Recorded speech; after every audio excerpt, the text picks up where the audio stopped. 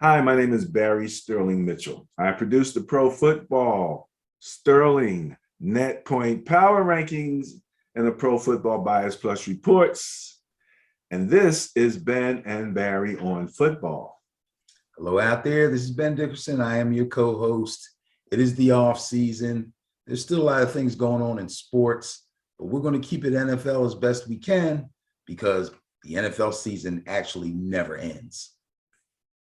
Well, yeah, but we want to dip our toes into a little college. I actually got a chance to watch the Reese's Bowl today. And it was on before. It was a replay, but I hadn't had a chance to watch it. But I took time to watch it because of something I want to share real quick on our Ben and Barry Facebook page. What kind of spurred me to focus in a little bit on it was the thing that I heard about the coaching. And I don't know if you knew about the staff elevations, the coaching staff elevations and the HBCU coaching assignments for the Reese's Senior Bowl, Ben. Did you know about this? No, I did not. I didn't know about it either. And it made me focus in on a little bit. And so apparently, you had the Detroit Lions and the New York Jets as the two teams in charge of the, I think it was the American and the National. I think that's how they had them broken down.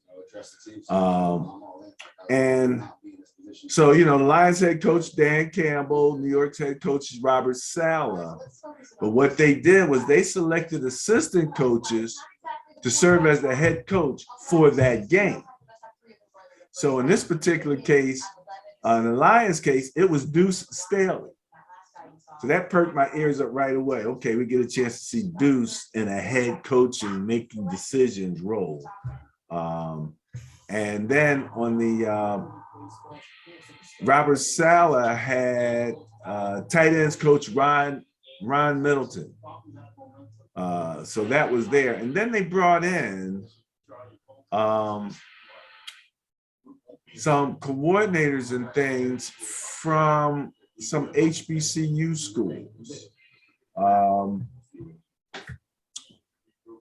The Senior Bowl Minority Fellowship coaches, Reggie Barlow, T.C. Taylor. Reggie's from Virginia State. T.C.'s from Jackson State. He's their offensive coordinator. Reggie is Virginia's head coach. So they're going to come in and they're going to be working with the Lions staff. Tyrone Wheatley from Morgan State, Jonathan Saxon, South Carolina, and will be assisting the Jets during the week. So this is going all the way back into the team, and as the team work with themselves, whatever they're doing. I don't know what the Lions and stuff are doing at this time of year, but in any event, maybe they'll be working with them during the season. But when I saw that they were elevating, and I saw Deuce Staley, so I left it at halftime. Deuce was down 13-0 at half. So I don't even know what the final of that was. Do you know what the final on the Senior Bowl was? Nope, I didn't watch it. So yeah, it was interesting. As I'm getting to know a little bit more about the NFL draftees, potential draftees. So you're looking at this pool of college players, and I'm not the college guy, so all of a sudden this is like a lot of information. But as much as I could, I put it up on Ben and Barry on football, so that anyone who wants to get to the nitty-gritty of what's happening can go there. Let's play along with this a little bit, as I'm saying, with the nitty-gritty. Well, can I say something about this this thing they did with the coaches? Absolutely.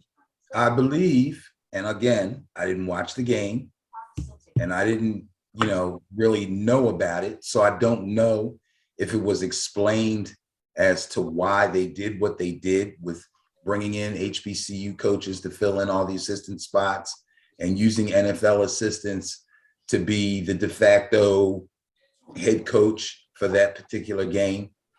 But what it points to me is that they're doing their part, not just the teams, not just the head coaches that coach these college guys, but the bowl game executives and all, probably, hopefully, coupled with the NFL, to expand the diversity pipeline for coaches. These are little things that are being done to try to fight back against all these excuses that we're getting from these owners about certain guys not being prepared. Okay, because that's one of the big hurdles that some of these minority coaches have to climb, is we don't think that they're prepared. I mean, if you come up through high school, through college, Division III, go to Division I, become a quality control coach on an NFL team, then a position coach, and then an assistant coordinator, and then a coordinator, and then you go and interview for a head coaching job, and somebody tells you you're not prepared. Come on, man. Where we got guys that are just a year or two away from coaching high school, getting head coaching jobs. This is ridiculous. So moves like this are things that these guys can put on their resumes that will help them not only with maybe making the jump from college to the pros, or making the jump from a position coach to a coordinator, or making the jump from a coordinator to a head coach. These are pluses. That's a big plus. That's a huge thing for them. Ben, I think it's a big thing too. But there is a cynical part of me, and you kind of touched on it when, you know, because like you said, there are a number of hires that obviously didn't require all of these preliminary steps. You know what I mean? When they want to go get somebody, they go get them.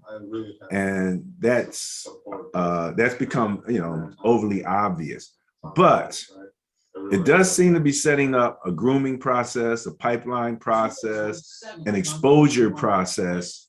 And I think that is, you know, what's most important here. And so, you know, yeah, whatever, you know. That's what I'm saying. I mean, the world we live in a world where, and I'm not trying to be, you know, I don't want to get off football too much, but we live in a world where a person can go, a white male can go and interview for a job, and a black male or female can go and interview for the same job, and you could copy word for word their resumes, work histories, whatever you want to call it, okay?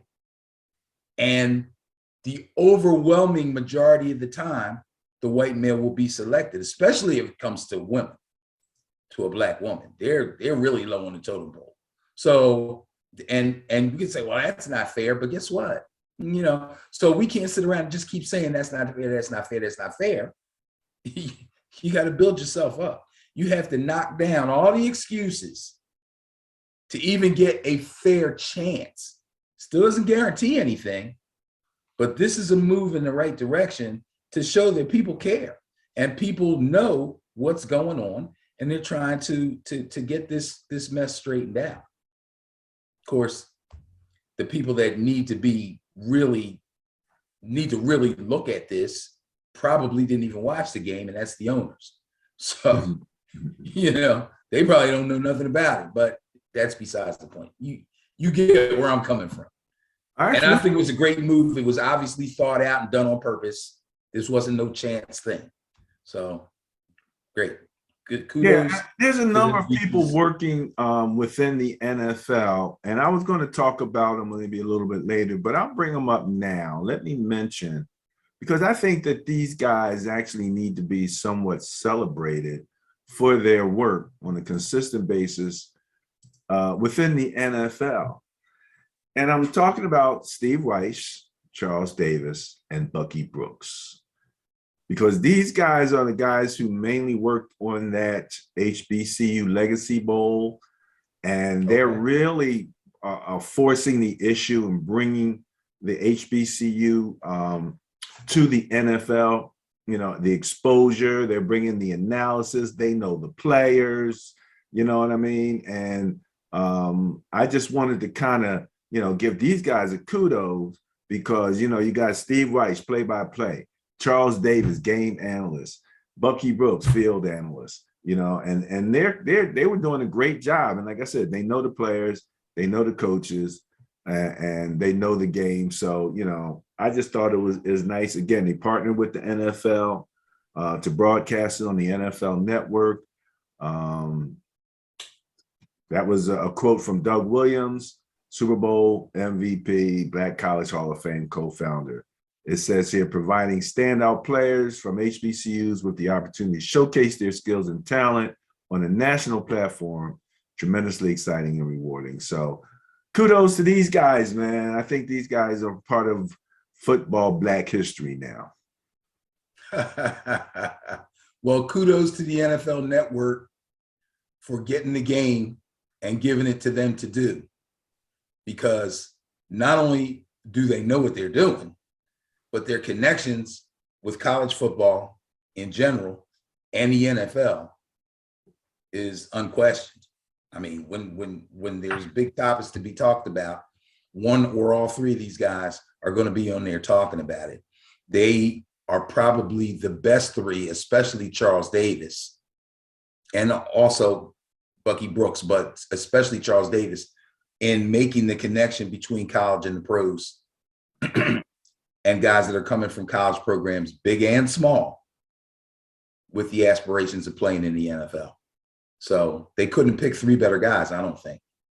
I'm with you. As far as knowledge and television game broadcasting skills.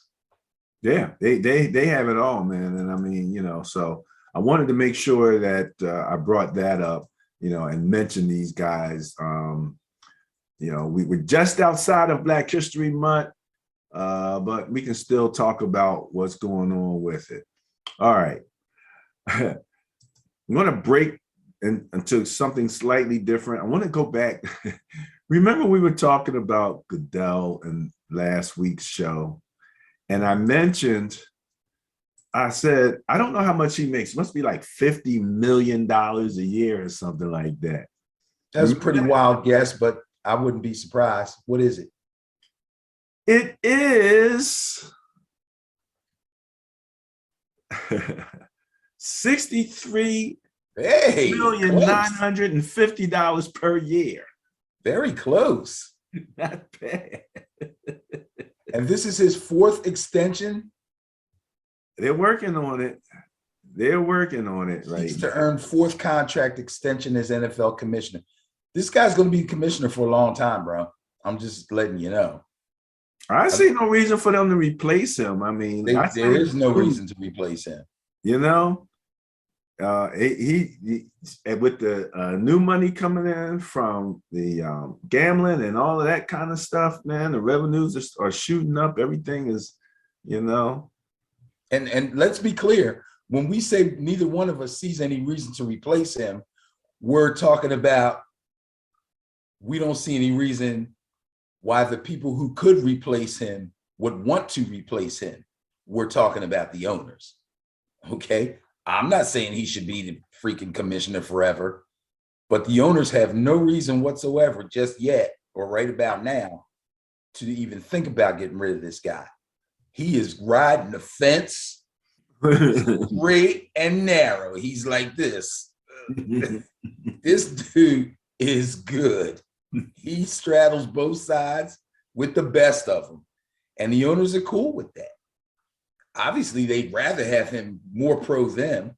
And behind closed doors, he probably is. Okay? But he's giving and saying just the right things to keep the Players Association at bay and still let the owners say and do whatever they want. Well, even reining them in maybe a bit here and there, or maybe even grooming them for some changes, like with what's going on at the Reese's Senior Bowl. Yeah, but he's giving it to them gently.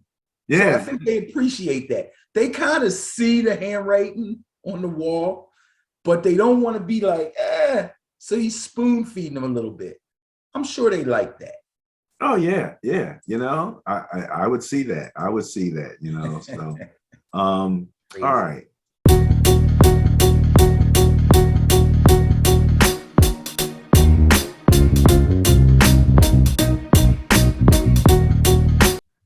want to mention, let's talk about the combine. So just quickly, I want to mention, as with everything, COVID impacted everything. And there was a whole controversy that came up about the COVID protocols for the combine. And this was the first time where I saw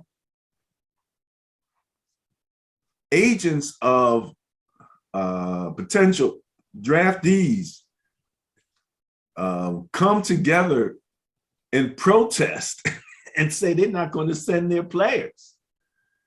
And the reason was? They didn't like the protocols. The protocols were so restrictive that they didn't like them. For example, like a lot of these guys coming into the combine had hired, different professional staffs. They had people doing their food. Okay. None of them were going to be allowed in. Right. They were going to put them in a bubble. Right. So which on the surface seems like the right thing to do. Well, it kind of seems like the right thing to do when you're in the middle of the heat of the pandemic. But as of right now, everybody's pretty much relaxing the protocols. The mask mandates are coming down, and the all types of stuff are happening. Basically, they're saying that the hospitalizations are pretty much really cooled out, and so the whole bubble concept, they didn't feel was necessary. I don't even feel as necessary at this particular point. Long story short, they changed it. And so it worked. They amended the protocols. The prospects weren't going to be able to leave the restricted areas, as it was saying there. So there was a number of things, but that was one of the first times that I can say that I saw a protest, of NFL draft, the power. They came together. They're like, we don't need your combine. We'll have a pro day and we'll have it our way. And that's basically what they said. Anyhow, yeah. You know what I mean? Then you come visit us.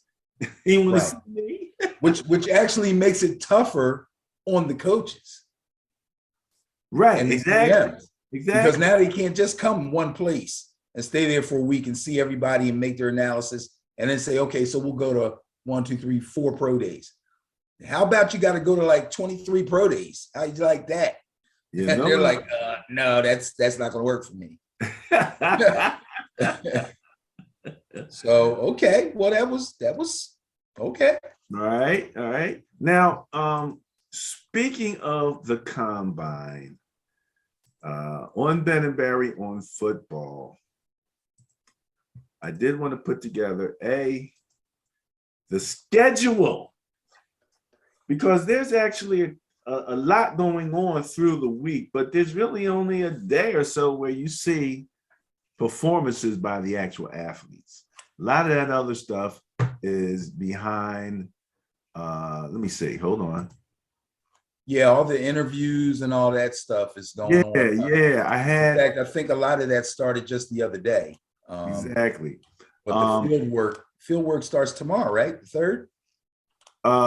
Thursday, March 3rd, you have quarterbacks, wide receivers, and tight ends. March 3rd, 7 p.m. Eastern. Coverage starts at 4. It's on the NFL Network all week. Friday, March 4th, 7 p.m., you have the running backs and offensive linemen. Saturday, March 5th, 7 p.m., defensive linemen and linebackers. And then Sunday, 2 p.m., defensive backs. So there was some article about whether or not making this a TV spectacle was good for the combine or not. Like, for example, starting times, 7 as opposed to, earlier in the afternoon. Oh, making the times more TV friendly. Yeah, exactly. So I saw that. Makes it less friendly for the players. Right, exactly. But hey, it's funny. I might just be old, Ben, because these kids they don't wake up till 5 in the evening anyway. So they, Well, that's they ball probably don't player. bother them. They I probably mean, when they they're wake. young. Yeah, They're so I'm saying young. they're They could young. They're on easily their way out adjust. at night. Me and you is snuggled up in bed. Boy, yeah, I mean, the adjustment won't be a big deal for them because they are young. But football players probably more than any other big time sport are creatures of habit and schedules. So, getting up early in the morning and hitting the gym first and hitting the weight room first before you eat breakfast and go to class is a normal thing for them. So this changes a lot of that, but they're in the combine, like everything they need, everything they could ever want is right there for them. So making the adjustment time-wise is not going to be that big a deal. And it's not like they have to play a game. You know what I mean? They're training for this. They've probably known these start times far before we did, So they're training for their 40. They're training for if they know I got to lift, I got to do my 225 lift at this time, and I got to run my 40 at this time. They've been working out in that order all of these previous weeks. They're ready.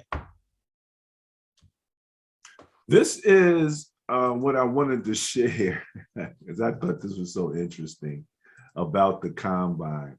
Here's the general player schedule.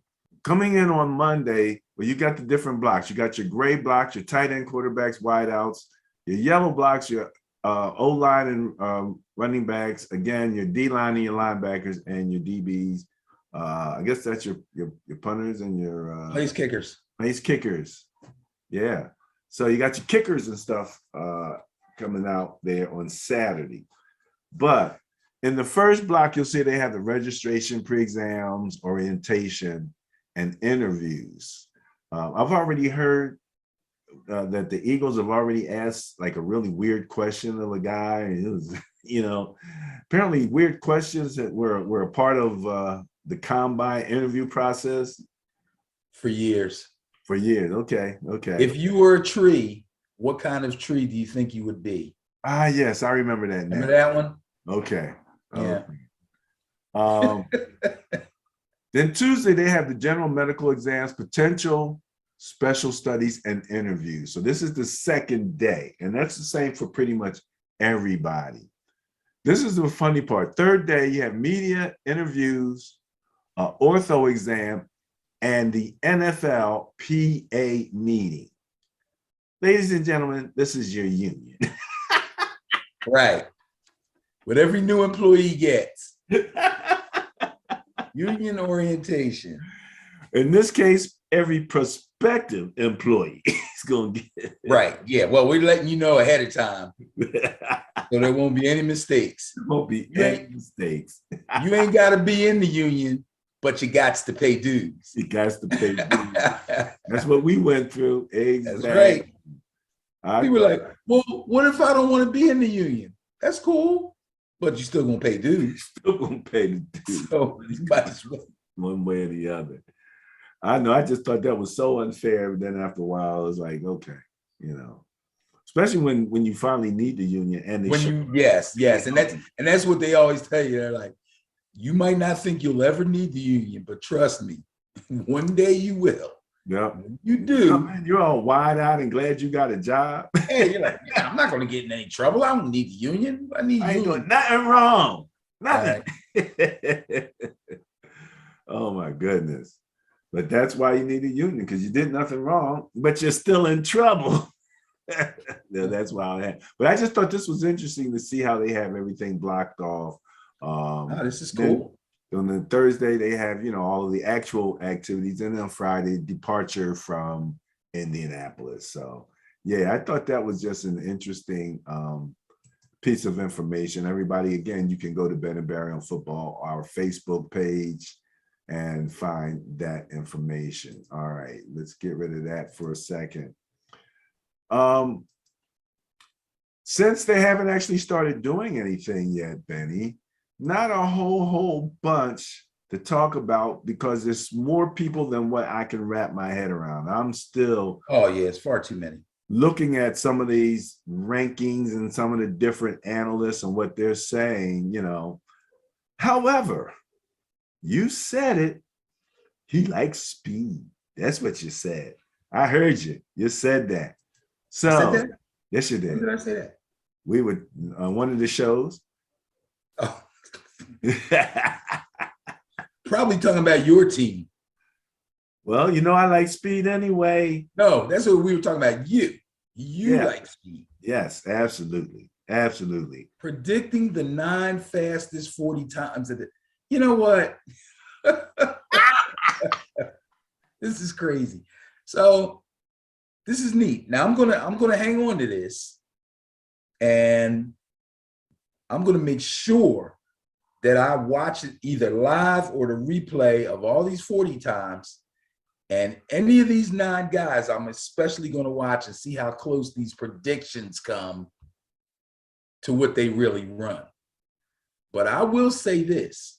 I looked at this article, and I know some of these names, and I've seen some of these guys play. And the last guy on the list, Austin is his name. Can you show the list? Last guy on the list, Calvin Austin III. From Memphis. I'm not sure. Yeah, he's a wide receiver from Memphis. He's projected 40 time 4.3 Flat. flat. Nobody else has a 4.3 flat. No, This dude can flizzy. no. However, you're within tenths of a second on those 4.3s. That may be. But that's But- 4.3 flat, no doubt. But I've heard other predictions that, and I heard more than one person say they believe that he could possibly get under that and hit a 4.28, 4.29. I'm just saying, I don't know if he's gonna do it. That's how fast he is. Let me do just a quick rundown because I summarized it because it was a lot of information. I didn't want to try to go all through because, you know, when you hit the article, you got all the ads and stuff popping up all over the place. So I summarized it. Okay. So from slowest to fastest. Okay. Number 9, we have Daxton Hill, South Michigan, projected 40 time 4.41. He's a safety. You have Jerome Ford, running back, Cincinnati, projected 40 time 4.4. I've seen him play. He's good. Stewart, huh? I've seen him play. He's good. Okay. Isaac Taylor Stewart, cornerback, USC, projected 40 time 4.39. All right, this is where I say you get within tenths of a second on the 4.3 here. Now, this is one that I've picked out in particular. All right. Tariq Woolen, 6'3", 205, linebacker. Projected 40 time 4.39. Now, let me say this. It says linebacker / cornerback. So the guy's not big, but he's probably a big hitter. Well, he's 6'3". Yeah, I get it. 6'3", 205. Okay, I see what you're saying. He ain't bulky. Right. I weigh 212. You know? So, I mean, in my mind, he projects to a strong safety. But I see where you're going. That's fast. You know who I want to see him cover? DK. Everybody cover DK. I want to see DK run better routes so these guys can't cover him. Well, you know, he'll get better. I think he'll get better. Oh, I'm sure he will. You must stop messing around with that damn pacifier thing. He's hilarious. However, okay, Tariq Woolen, 6'3", 205, running a 4.39. Next up, Traylon Burks, wide receiver, Arkansas, projected 40-yard dash time 4.37. Traylon Burks. Jahan Dotson, wide out, Penn State, Yeah, man. Penn State kid. I like him. I seen him. He's nice. Projected 40 time, 4.35. Now, Penn State wideouts are not big in the NFL. There's not a lot of Penn State wideouts in the NFL. The latest one right now is the kid with Denver, KJ Hamler. I was watching the 40 times from last year. KJ Hamler ran like a 4.5 something. Yeah. So, but I've seen him in games. He has game speed. I don't think he trained properly for his 40. So again, running the 40 is tricky. These guys will take 2 months off and don't do nothing but work on running their 40, working on their start, working on their arms, you know, and all that stuff. They're lean, everything to get the top flight 40 time. But this kid here, I think, is actually faster than KJ Hamler. So we'll see. That's just from the eye test. Yeah, when my son was going through the college combine process and we were trying to get his 40 time down, we had to go through all of that. And this is a kid who ran track, you know? Yeah, but you need a track coach, really, to get you a good 40 time. Yeah. Which he had one. Right. Well, he had all types of coaches, but too often it was just me out there when it came time, like on the day of, you know? Right. What can I tell you? Anyway, where do we start? We finished off with Jahan Dotson, Penn State. Kalon Barnes, cornerback Baylor, 4.33 projected time. Derek Stingley Jr., cornerback LSU, 4.32 projected time. And then he'll probably be a first rounder. Huh? He's a first rounder. He'll be one of the first defensive backs taken. Okay. All right. We'll watch out and see how you did on that. Calvin Austin, the third, projected 40 time, 4.3 flat. So if you like speed, here you go. I want to see Tariq Woolen. I'll be looking for him.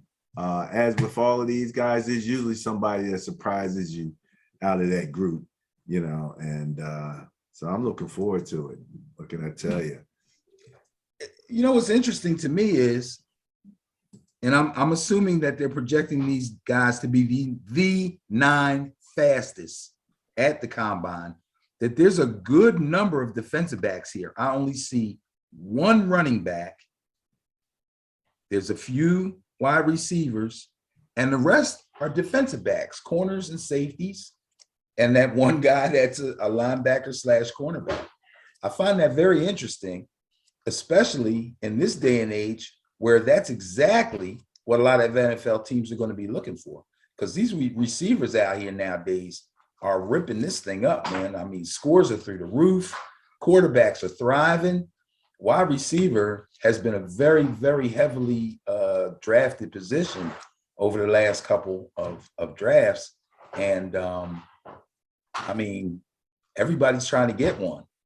So you got to have D-backs that can at least run with them, let alone have the ball skills to actually cover, make picks, and make knockdowns. They got to at least be able to run with them. So we could see a lot of defensive backs go early in this draft also.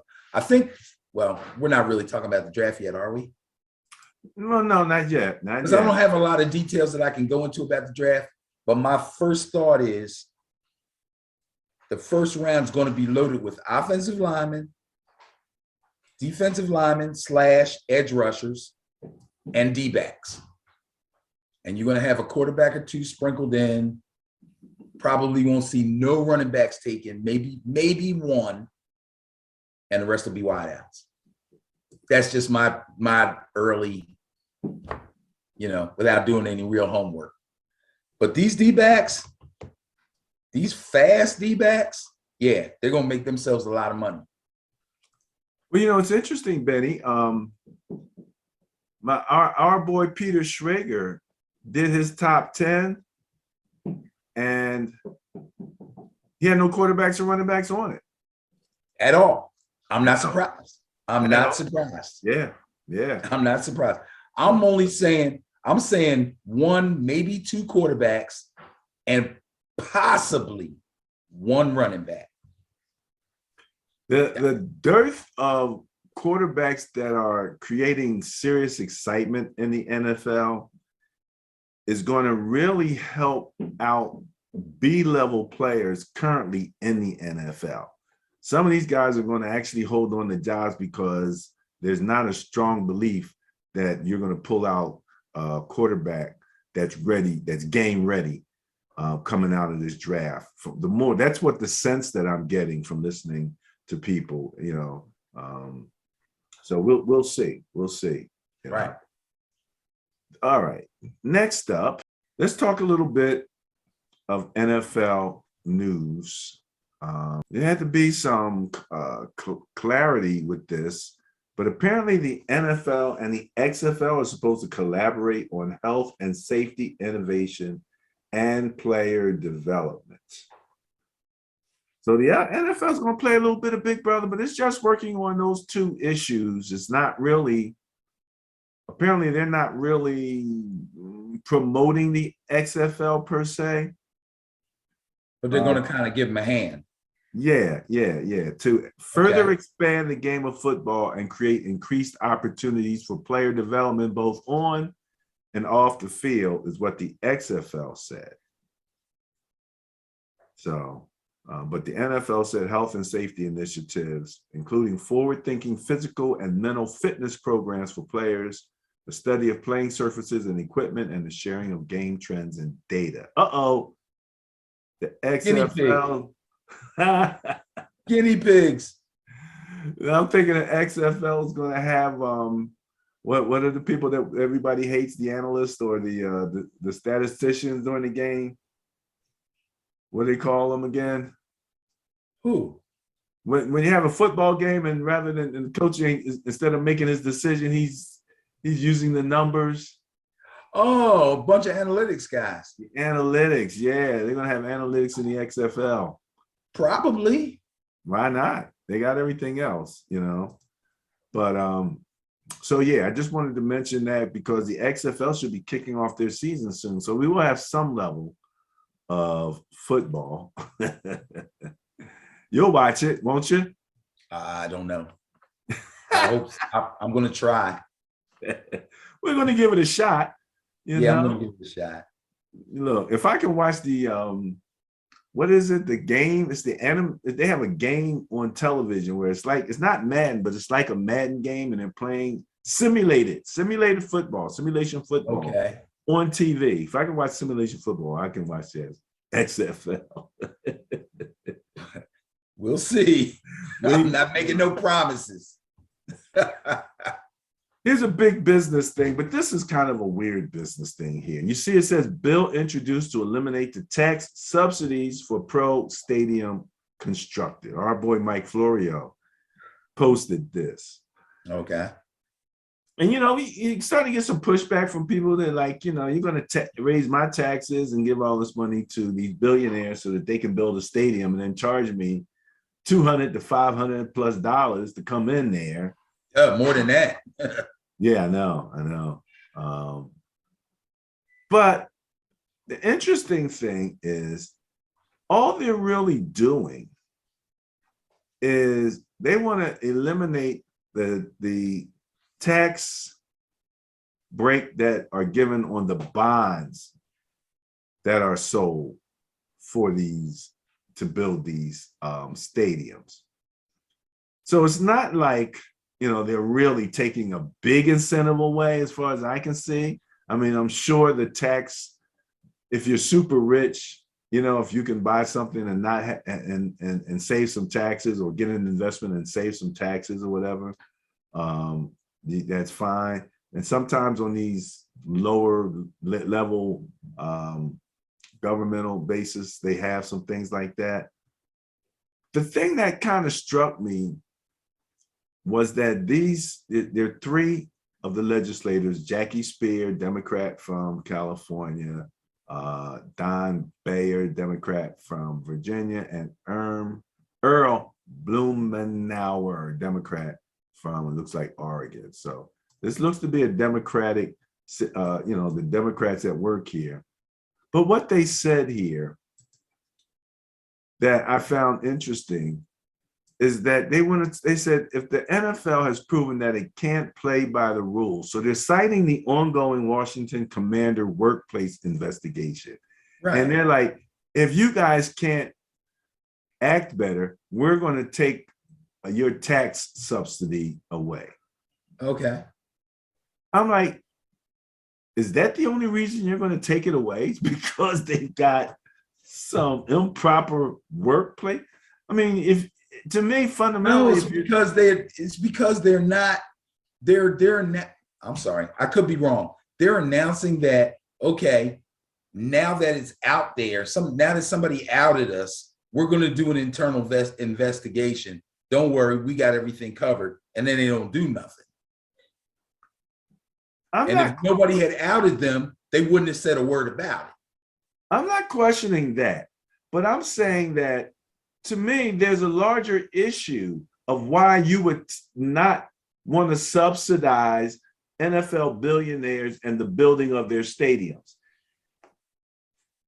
I shouldn't be subsidized for that in the first place. There shouldn't be a government subsidy for that.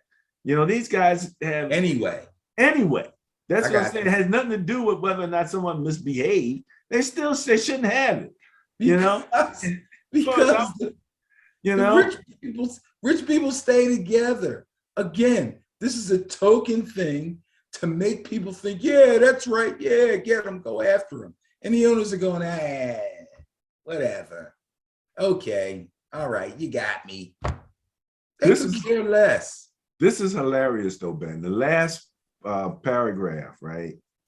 I just love the way he ends it. He says, with more and more states allowing betting programs based on professional sports, and with the league finding more and more ways to convert the previously illegal activity in all states but Nevada into a major revenue stream, these teams and leagues will make more and more and more money. The franchises will have more and more and more value.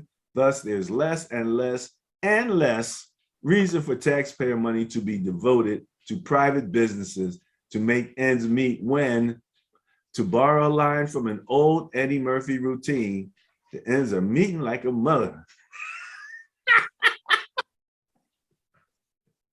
It's crazy, man. The ends are meeting like a mother. A mother effort. That's how he ended this article. I thought that was hilarious. So, yeah, that probably is not going to get past the Republicans, because that's, they're the buddies of all of the owners. So that's not going to happen. Right. But just that they brought even though they're trying to do it in a nice way. We won't mess with you unless you have some sexual harassment charges up against you or something. Other than that, you're cool. Other than that, you're cool. The craziness. Hey, look, how would you like to have Troy Aikman doing the Monday night football game? I don't know. Who does the Monday night football game now? Well, that's a good question, but apparently they're looking to bring Troy Aikman over. But that means somebody has to go. Be the main analyst. It's been in a state of flux since Gruden left, apparently. Monday night is the night they have different people on. Right, because what's his face? Collinsworth has Sunday night, right? Collinsworth and the guy that says, do you believe in miracles? I forget his doggone name. I'm sorry. Okay, so they got Sunday night sewed up. So Monday night's kind of open game, huh? I have no problem with Troy Aikman doing games. I kind of enjoy Troy Aikman. He's pretty good. I think he's pretty good. He's a little dry, but he's not bad.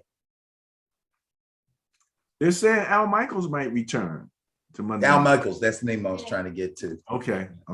Yeah, so Al Michaels and Collinsworth, I think, have Sunday night sewed up. So now if they get things moving, because see, you can like a certain play-by-play guy, and you can like a certain color guy, but the best teams are the teams that are best together. Like the best color guy and the best don't necessarily make the best team, you know? So that's something that they have to work out.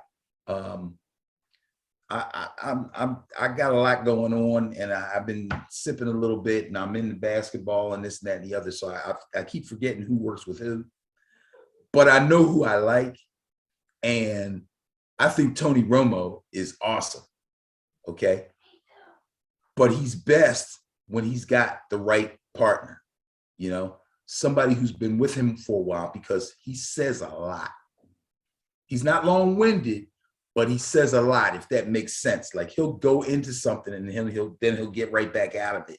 And you'll still be thinking about it as the play goes on. You're still thinking about what he said. You know, he kind of got away from what he was doing early on, where he was actually calling plays. He was calling play. Yo, he was freaking me out. He was calling accurately. plays. Yeah, accurately. Yes. So that goes to show you the amount of knowledge that this guy has. Not saying other people don't have it, but they just don't use it when they're on television.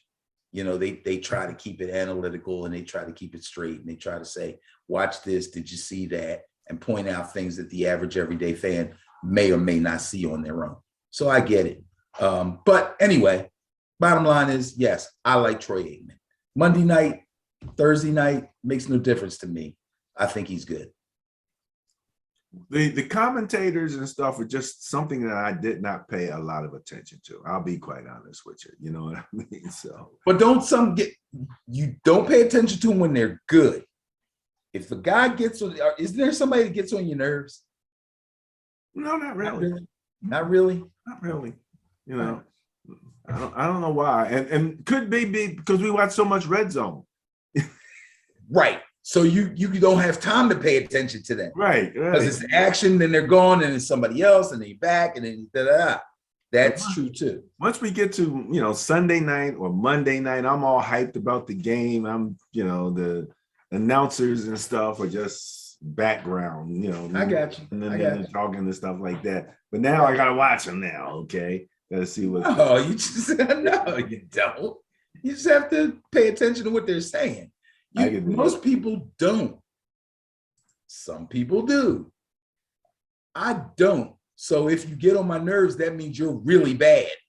Because I'm trying not to, you know, focus in on what it is that you're saying, unless you got the telestrator going and you're showing me something that happened on a play, and I want to make sure I saw it right, or maybe I didn't see it. Then I'm paying attention.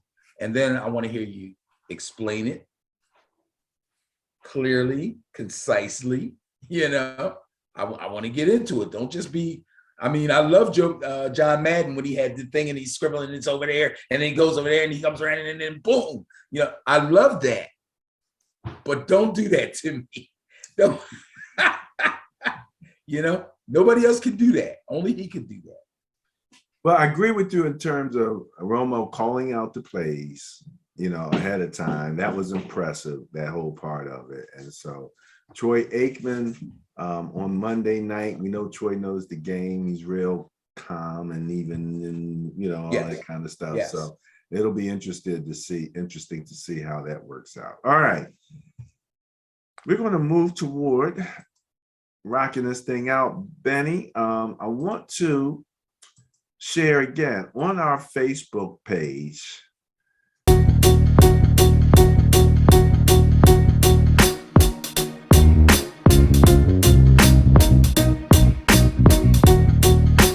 We have the link. Sports Center, before there was Kaepernick, there was the Black 14 about 50 years ago. And this came back as a memory on one of my Facebook pages, and I shared it on our page. And I had forgotten kind of what happened, but went back. It's only 6 minutes, but it's a really great little piece talking about the Black 14. I'll start it out because you remembered it and I didn't. So what happened apparently was that this was the University of Wyoming. Cowboys, as I remember correctly. Right. And they were extremely successful. They were winning games left and right. And they had to come up, they were on a 5-game winning streak when they came to BYU, the game with BYU.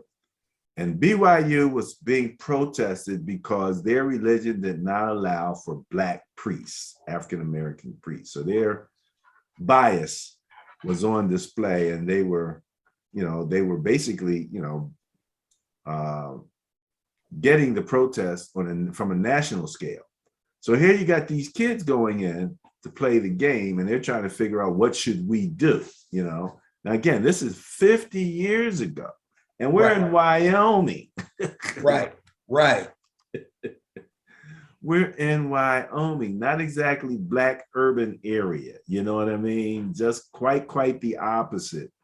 So they decided that what they would like to do would be to wear Black armbands as a sign of their support of the protest. You want to finish it from there? Yeah, it was just that simple. They wanted to wear Black armbands and possibly put the number of 14 on each armband, because there were 14 of them, in support of this protest. These are college students, all right? These aren't a bunch of knuckleheads, right? This was a protest that was of a national scale, just like you said. And they felt that it was important that they show some kind of solidarity with the protest. On top of the fact that I believe, correct me if I'm wrong, in some other games against BYU or other teams who had Black players who played against BYU, especially at BYU, they were insulted, they were cursed at, they had racist epithets thrown at them and all kinds of stuff like that too. So they knew they were going into a hostile environment on its own, over and above the protest. So they wanted to let it be known that, we're not with this stuff that you guys got going up here, and we want to show that. So they didn't just say, come on, y'all, gather 14 guys in the room, cut out some armbands, we're going to wear these tomorrow, da, da, da. They did what they thought was the right thing. They asked to meet with the head coach, and they were going to ask the coach if it was all right if they do this. And before they could get the whole question out, he told them, I tell you what, I'm paraphrasing, I tell you what, I'll save you guys a lot of trouble. You're all kicked off the team. How about that? Now you don't have to worry about wearing armbands. You don't have to worry about protests. You don't have to worry about anything. You're off the team. See you later. Deuces. That's basically it. What a mess. What a mess. And if they had just put the armbands on, like right before they came out onto the field, they probably could have pulled it off, but there would have been consequences and repercussions after the game. If the coach had heard them out and said, no, I don't want you to do that, they wouldn't have done it. That's the irony. That's the irony. They wouldn't have done it. Additional tragedy of the situation. Yes. But instead of saying support of the coach, yes, the community, yes, doing it. Yes, they wanted to know, this is something that we thought we want to do, but we only want to do it if we have your support. If you say it's okay, if you say it's not okay, we won't do it. And he booted them off the team. They never even got to that question. They didn't even get the whole question out. They didn't even get to that, Which leads me to believe that somebody prepped him for this. Somebody told him, somebody found out about what was going on and told him ahead of time. Probably didn't tell him the whole story. Probably didn't tell him, that the players are going to respect your word, whatever it may be. They probably just said, Dad, this is what they planning to do. And kicked them all off the team. Well, you know, that is an interesting back possibility that somebody snitched. And that is interesting. Why else would he cut them off like that? I would think that in a situation like that, he would be surprised to hear this and want to hear it out. Like, you want to do what? Why?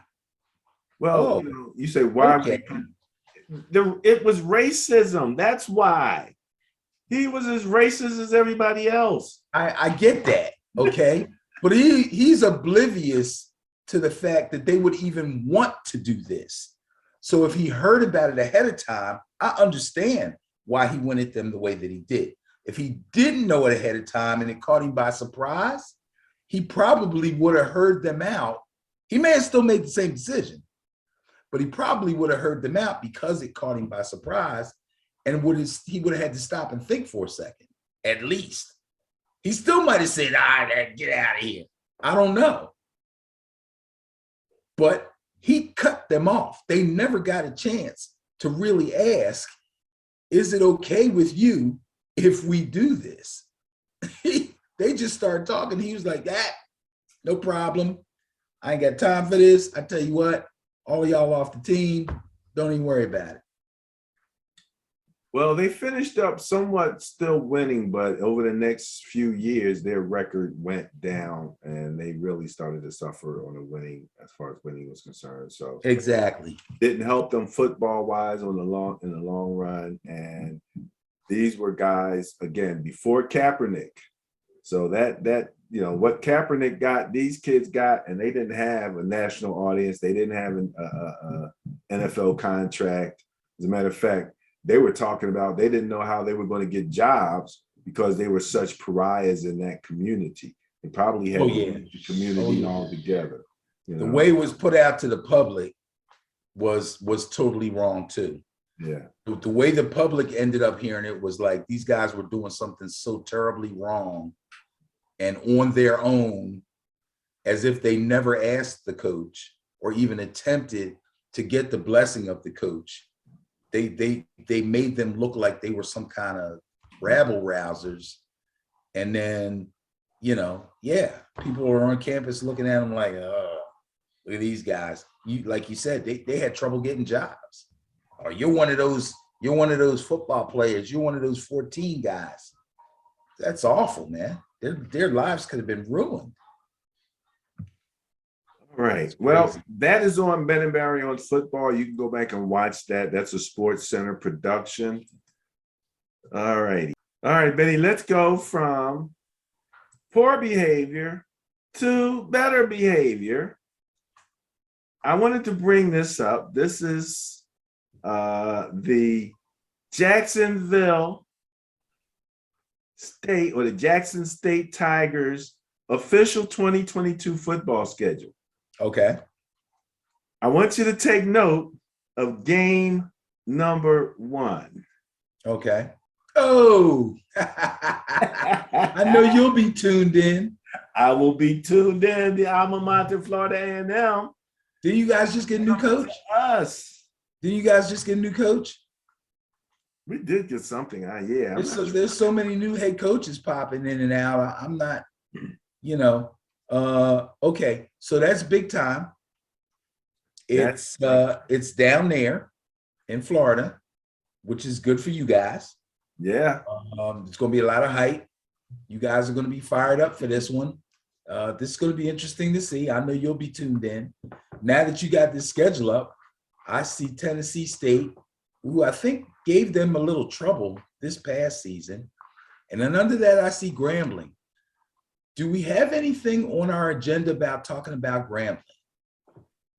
Well, I sounded really stupid a couple of shows back, and I asked you, I'm like, is Grambling really known for football? And it was shame on you. Yeah, because I'd already known, their history, but there has been a gap.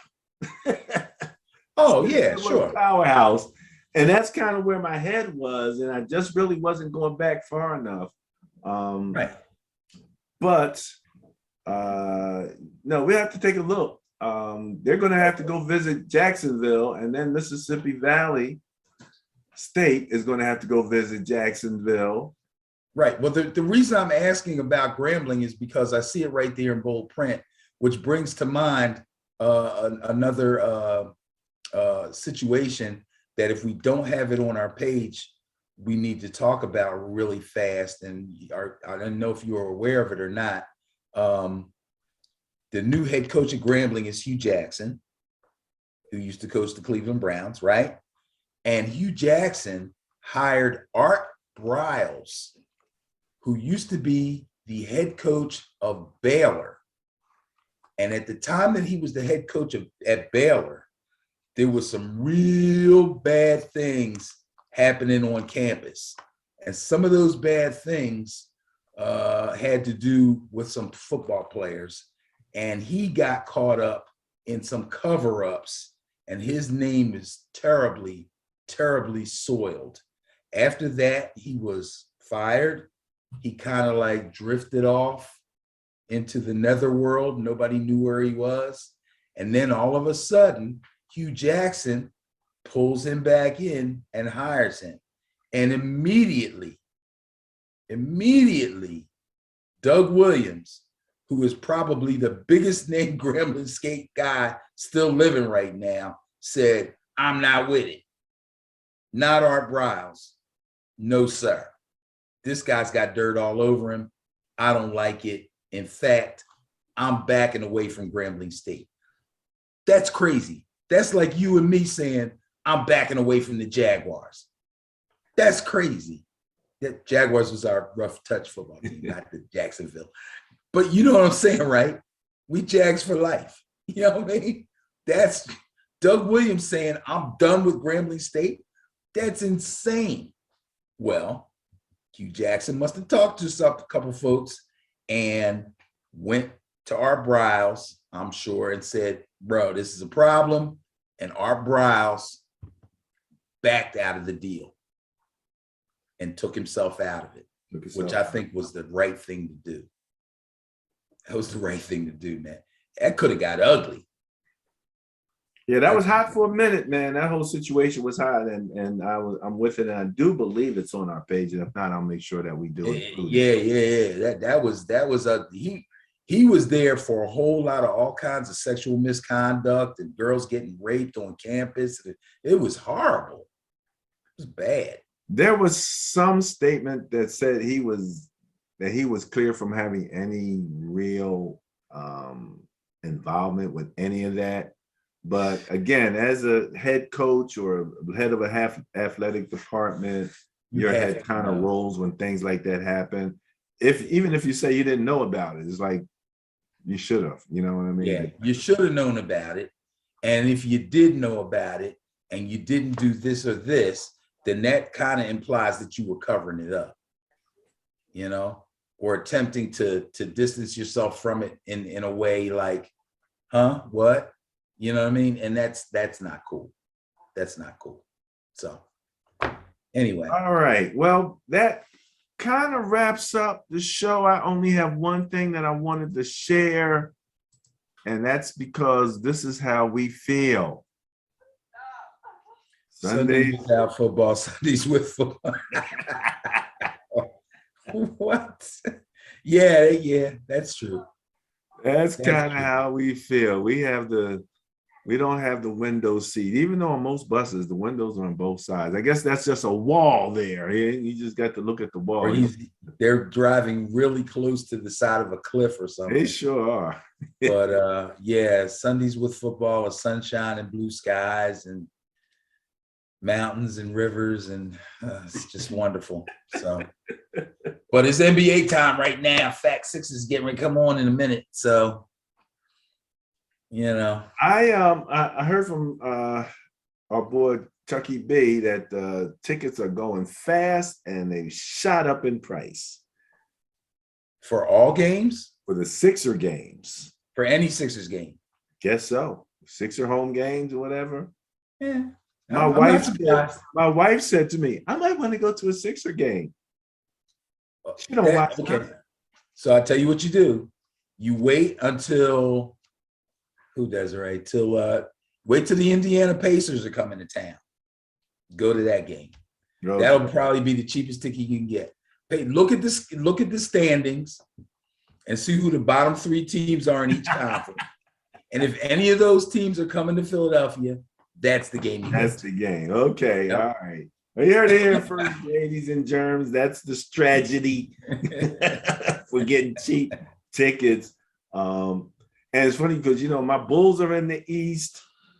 Oh yeah, Bulls game is gonna be off the. But my Bulls are losing games I'm not expecting them to lose, and yeah, I don't feel as if we have the dominating character like an Embiid or like a Harden. I don't feel like, even though I must admit, DeRozan right now is just doing things that are historic. But remember, I said this in the beginning of the season when I said, well, I mean, your starting 5 is freaking awesome. I was going crazy. Then I said, I don't know about your bench. So when you don't know about the bench, every injury, you're in trouble. Somebody get in a little slump, you're in trouble. That's you got to have at least a 6th and 7th man, at least. So that's kind of, but they played so well so early on that they're still they're in 2nd place, right? Well, they've been fluctuating between 1st and 2nd, and probably in 2nd. Right, fluctuating between 1st and 2nd with the Miami Heat of all teams. People are like, yeah, I was talking to somebody today. They're like, what about the Bucks? I'm like, the Bucks are like 4th. People forget the Bucks started slow. They came in, yeah, we're the champs, but they started slow. Sixers been hanging in there. Now it's like 20 some odd games left in the season, the regular season, before the playoffs start. This is where it gets tough. Durant's coming back probably tomorrow for the Nets. They're in the 8th seed. It's going to get rough. It's going to get rough, especially in the East. The East is stacked. Yeah, the East. Everybody's kind of the same. If they lift the COVID restrictions in the, there's another thing. Then Kyrie can play at home. Kyrie can play. That's their big 2. The question about Ben Simmons is, I'm not betting anything on Ben Simmons doing anything. Don't get me started. Don't get me started. We'll be on here for another hour. So I'm not betting on anything with them. But yeah, as far as having, again, I felt, and I had said this to my niece, because it's funny, Harden, before he played, I felt like there was a lot of negativity about him coming. Oh, we gave up too much, especially when I heard somebody say something about having to give up Curry. I'm like, are you serious? You gave up Curry for Harden and you're going to complain? It's because people are not real fans. They're not real fans. They think they know that. I'm sorry, I shouldn't say they're not real fans. They love the Sixers. They want the Sixers to win. They are Sixers fans.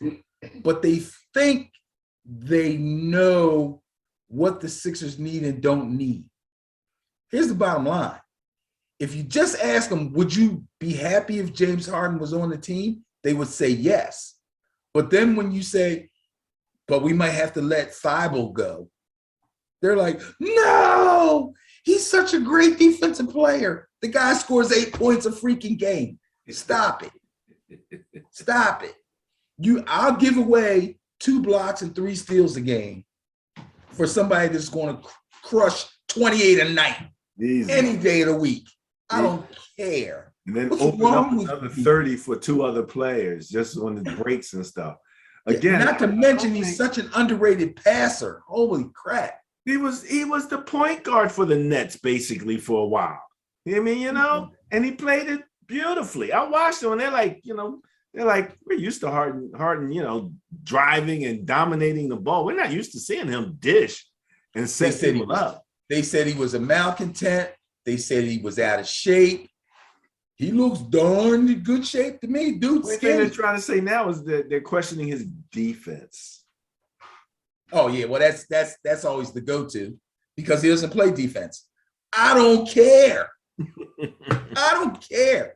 I like Seth Curry. I did, but I didn't love him. No, he's not. I wish they could have got. I wish he could have. Right, it's Seth. I wish he could have stayed and they could have got rid of that bum Danny Green. But didn't work out that way because guess what? Everybody else knows Danny Green's a bum. At least Seth is going to give you something. but he's no star. Get him out of here. No, why did they get rid of Shake Milton? Because nobody wants Shake Milton. What's wrong with you people? And when you make a trade, the teams have to agree. They're like, well, we want James Harden. Yeah, we know. Well, we want this guy and this guy. They're like, well, how about if we give you him, and him? No, we want this guy and this guy. That's how it works. Okay. Well, that's how it's going to work with the Bucks if somebody really wants to take Tom Brady, because he said they ain't trained Tom Brady. Y'all ain't going to come get him. No, you can't go play for somebody else, Mr. Brady. This is what I'm sensing from the Bucks down in Tampa Bay.